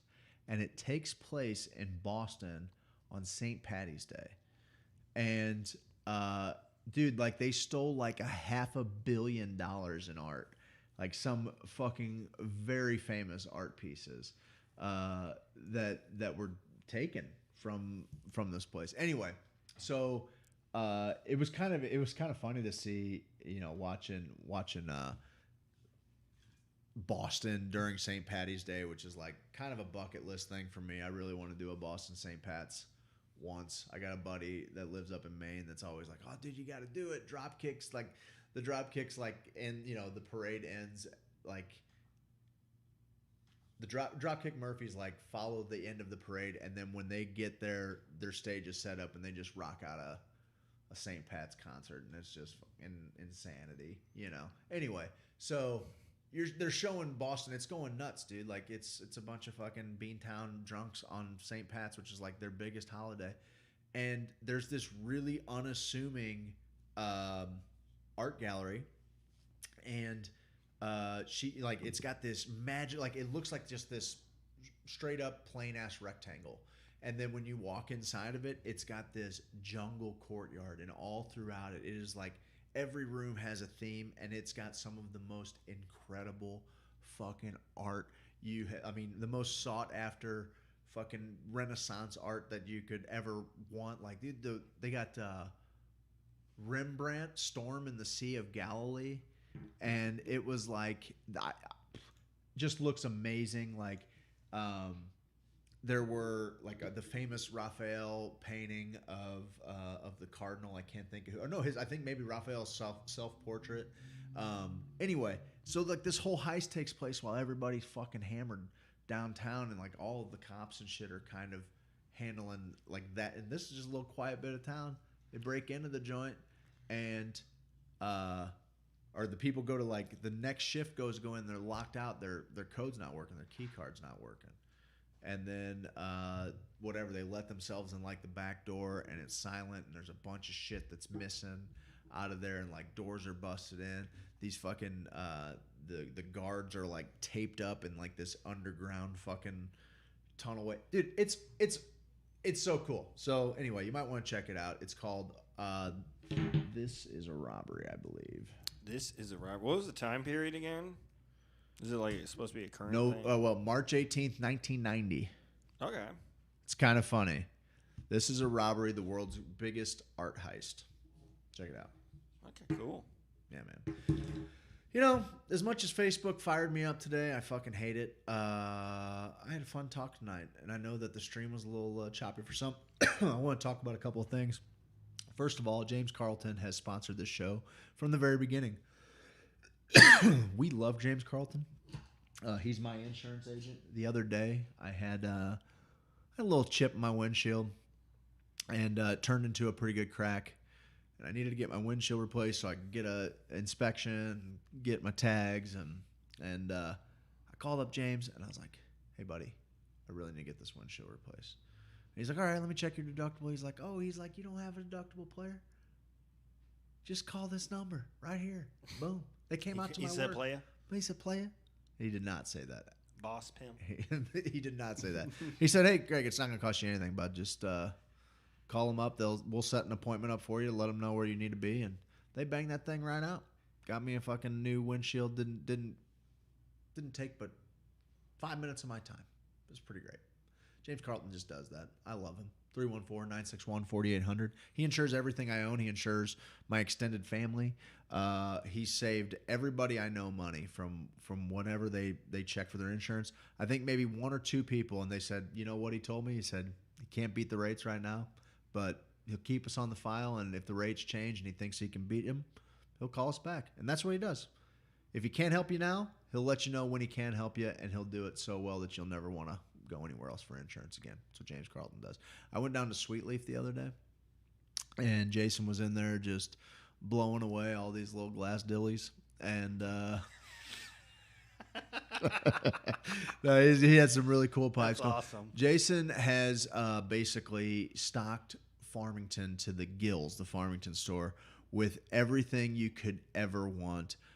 He's got all new glass, all new vaporizers, all new kinds of shit. And I'll be honest with you, he wants you to come out and just listen to him jam a couple tunes. If you play an instrument, he wants you to plug in and make some noise. He's got a whole stage built up behind the glass, and like people would just come and hang. The other day, like I was trying to talk to him, he wouldn't shut up. He was just playing his little guitar to his little heart's content, and he was screaming over me. I was trying to ask him, how can I best represent you? What can I say about Sweet Leaf that is, that you want the people to know? And he just walked kind of over just very nonchalantly, and he stood in front of the sign that said "Cannabis Saves Lives." He's like, I just want him to know that.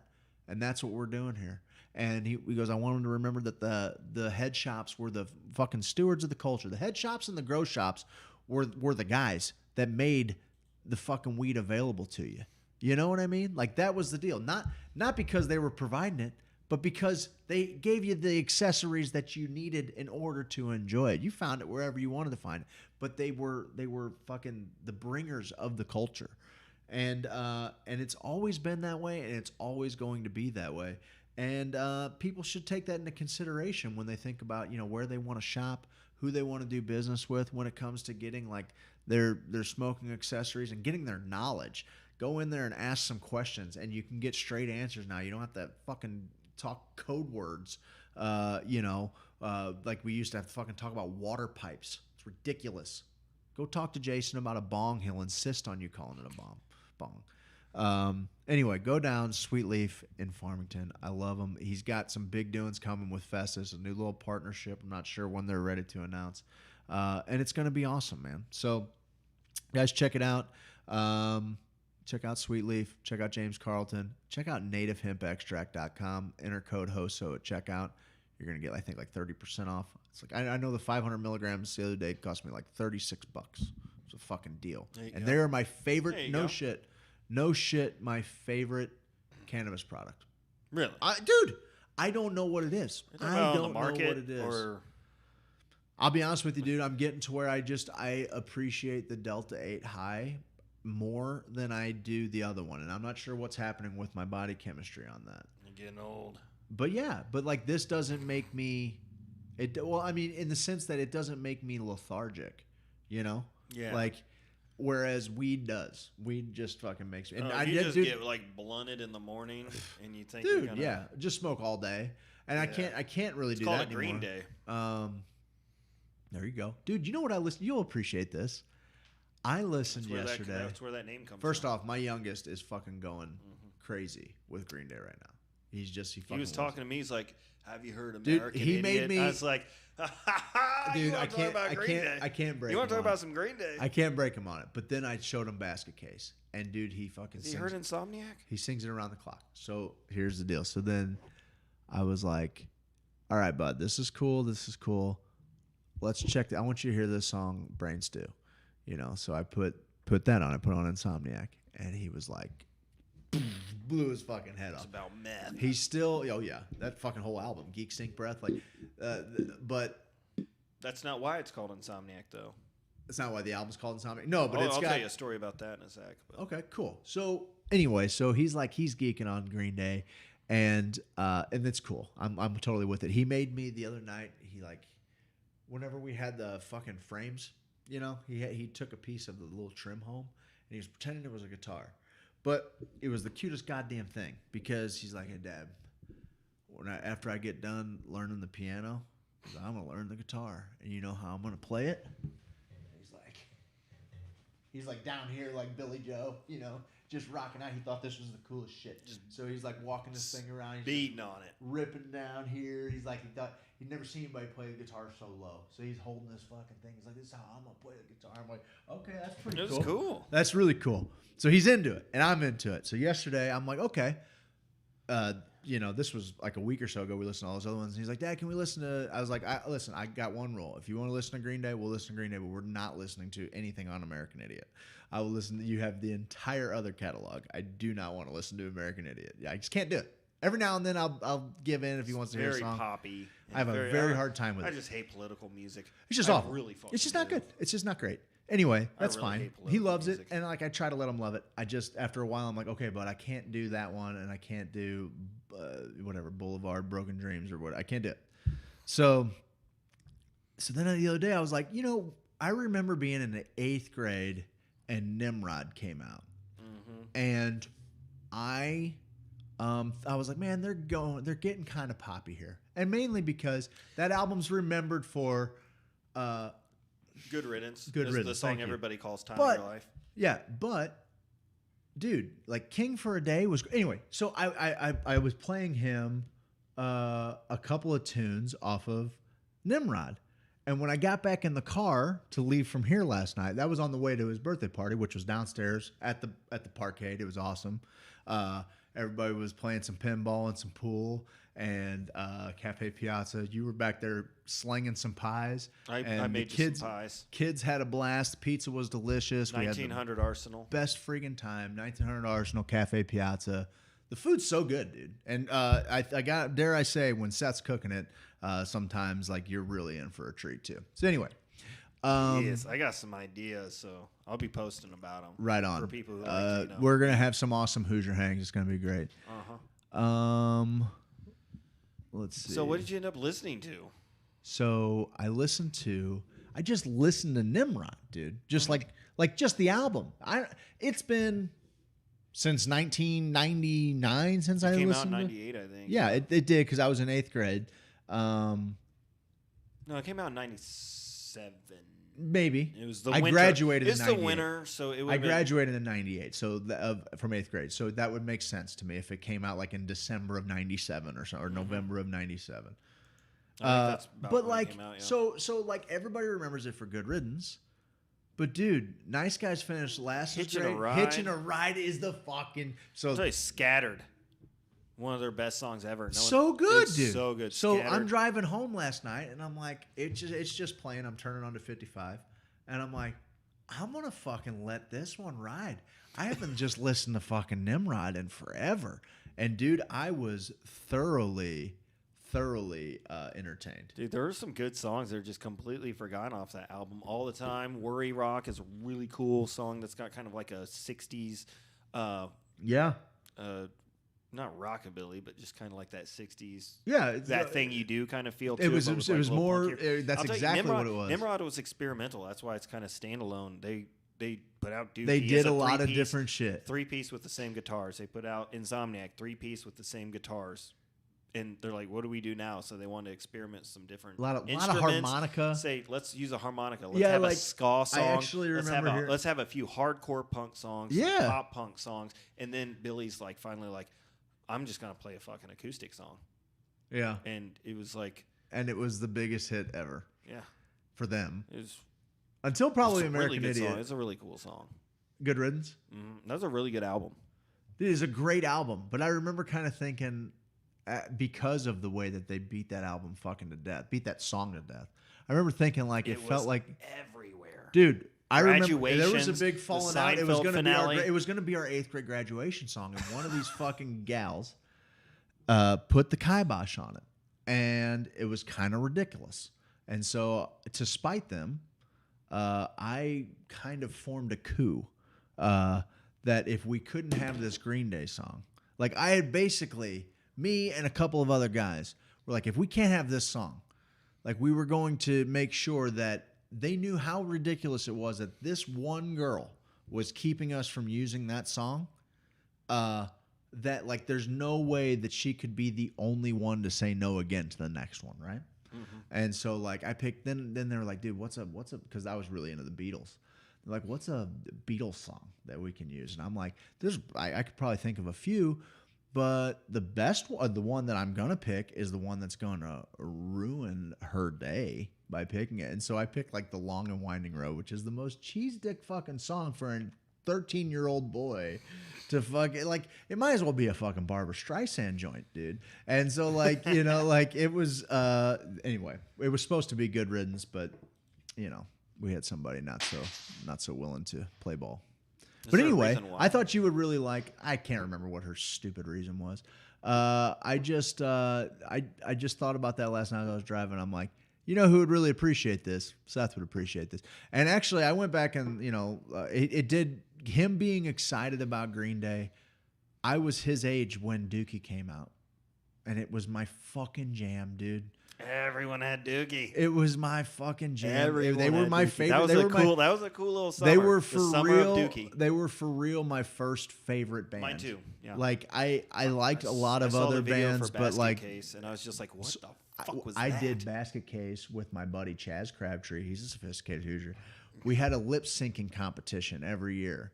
And like, you know, the whole idea of it was lip syncing, but also like you had to add some fucking flair to it. And so the first year, like we had a full on fucking gurney, and I like wore a straitjacket and like this fucking green like pom pom, like metallic green pom pom, and he was like wheeling me around all mad as like we were fucking weird kids, man. And like there's fucking 300 people in the audience as he's wheeling me around this stage in our gymnasium on a gurney as we're lip syncing Basket Case. Like what the fuck? Looking back on that, I hope somebody has a video of that. I'd love to see it. But they were my first phase, man. Yeah, mine too. And Insomniac's a fucking, you know what? I'm going to listen to Hitching a Ride as soon as we're fucking, Insomniac's a great album. That's kind of darker. They were going through some shit. Like fame hit them. The reality of being famous hit them. There was a lot of meth involved. Was it right after Dookie? Mm-hmm. Was it? Yeah, it was. It was like 95. They wrote that like that was basically about the Dookie tour. It was like Dookie 93, Insomniac 95? Yeah. And then Dookie's 94. Dookie's 94. Okay. And then, yeah. Spring of 94. So they were doing like, they put out like, they were cranking out albums. And, you know, they're just like I fucking jammed that, dude. I had Columbia House. And my mom fucking, there were always just stacks of CDs coming in, dude. Like, and I fucking, oh yeah, the thing you had the catalog, you could yeah. order CDs. She would do that, and dude, we had a fucking Missy gives me shit because I guess I bring it up all the time. We had a fucking VHS. We had a VHS collection that'd fucking knock your dick in the dirt, bud. Like we always had movies and CDs just showing up at the joint. But I remember when fucking Insomnia. I sat in my fucking kitchen. I mean, I can taste the night that I listened to fucking Brain Stew for the first time. I can taste it. It was a very bizarre album. I remember listening to it.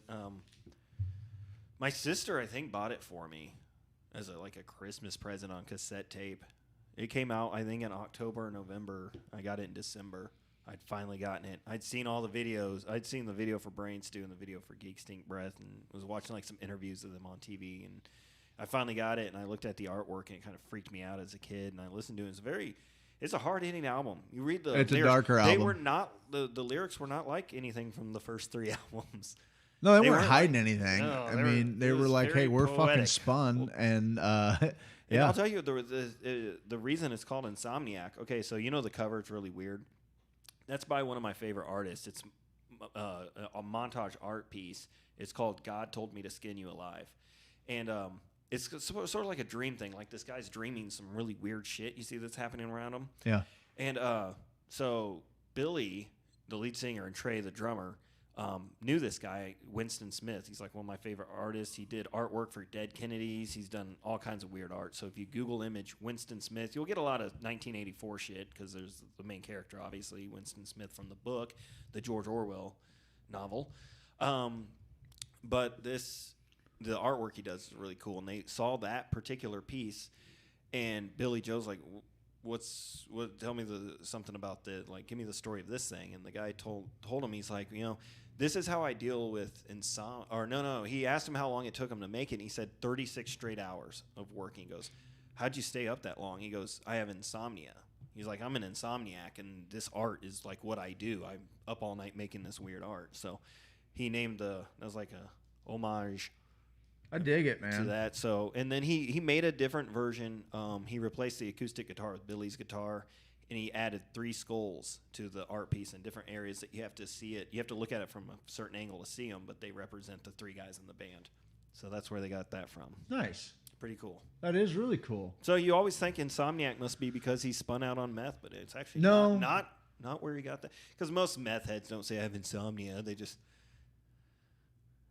know. They know they're on meth. They just fucking they know what the doctor's like. Hey, I found out why you have insomnia. You have a large amount of methamphetamine in your system. So that's what I'll do it. Yep, that'll do it. So, well, buddy, but that's a cool ass fucking album. And here, check out Winston Smith's art. And here's a streaming pick for you and your boy, if you want to show it to him.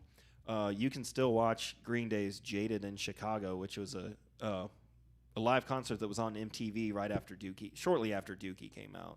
So if you go to YouTube and Green Day "Jaded" in Chicago, I think it's broke up into sections, but you can watch that concert. Dope. It's pretty cool. I'll do that. And, I need to show. I probably need to show him '94 Woodstock too. What's he allowed? Oh, they got voted for best performance. They had the classic mud fight. I remember, dude. And Billy picks him up. He goes, "Oh man, this one's shit." He goes, "This is a piece of shit right here." He's like, "Now they're throwing shit." It's fucking hilarious. And he's like mooning the crowd and shit. WinstonSmith.com. Oh, and Mike Dirnt, the bass player, he got when people were on the fucking stage, the security guard accidentally thought that he was somebody else and tackled him and knocked a tooth out. For real? Didn't realize he tackled the bass player. Oh, he fucked that dude. Fucked up. Yeah, that guy had a bad day. It was Woodstock '94, baby.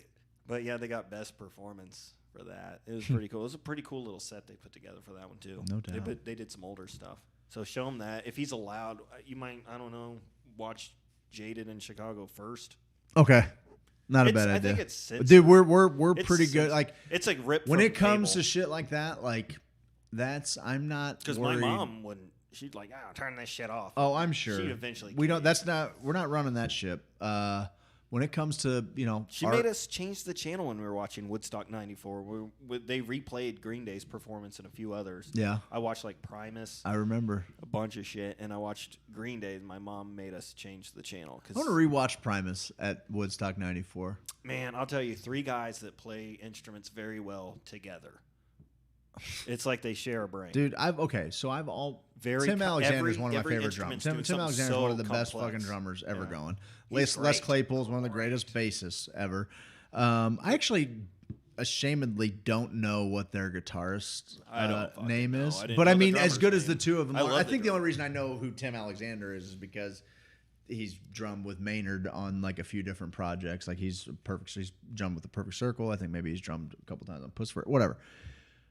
I've always kind of appreciated Primus for what they were, which was crazy fucking awesome musicians, but they're also kind of really weird and doing super experimental stuff. They're playing notes that kind of hurt you to hear sometimes. My one's got a big brown paper. But when I went to go see Tool a couple of years ago, Primus opened, and damn, that'd be a rad ass show, dude. It was fucking rad, but it was before the Fear Inoculum album finally came out,